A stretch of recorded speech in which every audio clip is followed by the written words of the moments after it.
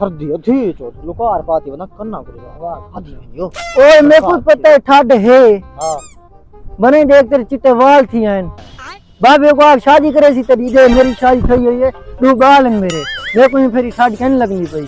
कौन के बाबे वाल तेरी शादी करे शबल निकले तू परंती शबल जो ना होता हरामी हो बेटा। आज मैं नहीं कुछ सीखे ना थी चो मारे 53 साल मेरी उम्र ताप गई मेरी शादी नहीं करना पिया कमा कमा के थी तो मेरे हालात मारे चल रहे थे जंगा फेर गए। आज मैं नहीं कुछ सीखे ना भा लगे कि वो सामने खड़े थे राड़ वही था पानी लाओ ई करो ऊ करो। आज मैं ना अगर निकले था कि तू निकल गए ना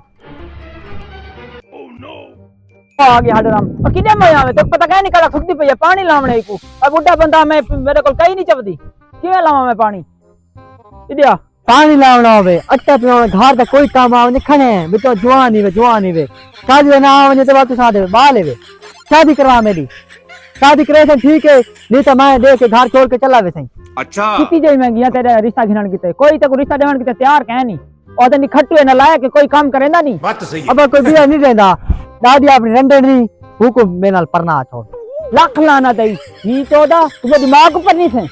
अब तू तो मेरी मां नाल परनी जावत है मैं तो नहीं रोया तू रोवन खड़ गई लाख लाना ते जी तो